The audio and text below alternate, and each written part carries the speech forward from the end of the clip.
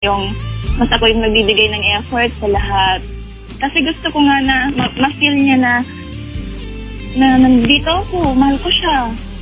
Well, Joanne, ang bottom line nito, masakit man ang pinagdadaanan mo kasi masakit pa rin kasi sinabi mo, di ba, na ano ba nagawa ko sa'yo?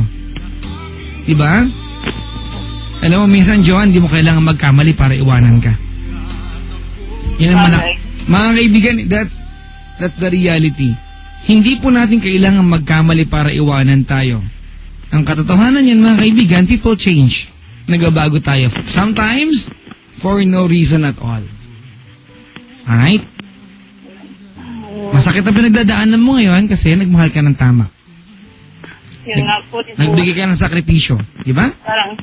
Parang ang hirap isipin na nagpakatama ka na tinama mo na lahat-lahat. Ganun talaga, ate. Hindi ka pwede magsisi sa umpisa. Kasi pag nagsisi ka sa umpisa, edi para kang tanga nun. Oh my God, nag-uumpisa na yung relasyon namin, nagsisisi na ako. Uumpisaan ko na siya. Hindi pwede mangyari yan. Alright? Yep. Alam mo, Joanne, it might sound as if hindi big deal sa akin tong pinag-uusapan natin, pero gusto ko iparamdam sa'yo na it's okay. Alright? Okay. It's okay. Ibig sabihin, soon enough, you'll recover. Kasi ang tinitignan ko ngayon, nagkaroon ka ng 6 na buwan para ipaglaban yung relasyon na yan. May mga tao, Joanne, na nagmahal ang buong puso, ni isang araw, hindi sila nagkaroon ng pagkakataon para ipaglaban yun.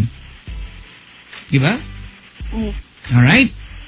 Wow. Say goodbye. Magpaalam ka na sa kanya. Dali.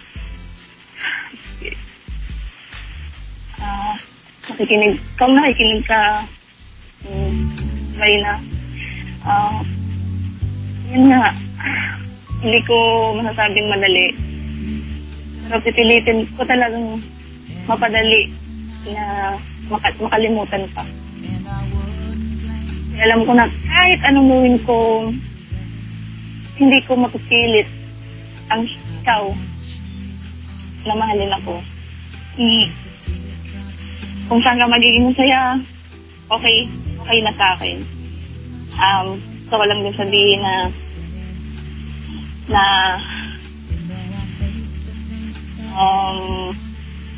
nagpasalamat ako kahit pa paano or na dumating ka sa akin.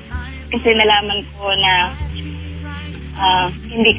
hindi pala sapat sa buhay ng isang tao na ibigay mo lahat.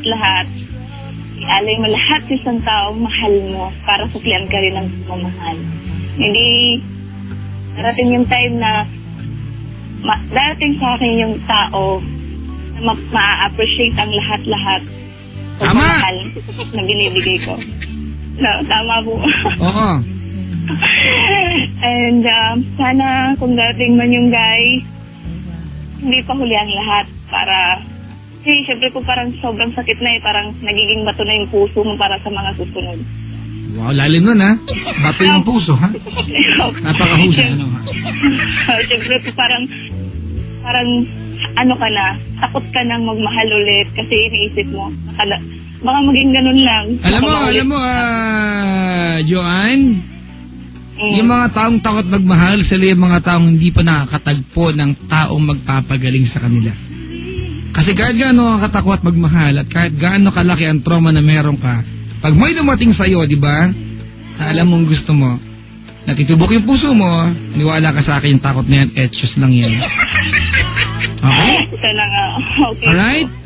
Okay. Ang totoo niyan, Joanne, you don't have any problem. Wala kang problema. Pagsubok ito, ang pagsubok hindi problema, mga kaibigan. Okay? Okay. Salamat sa pagtawag. Thank you po.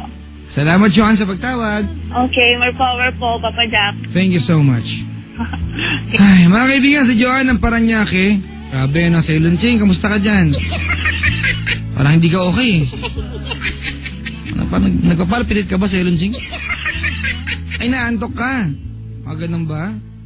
Sige, gawa natin ang paraan yan.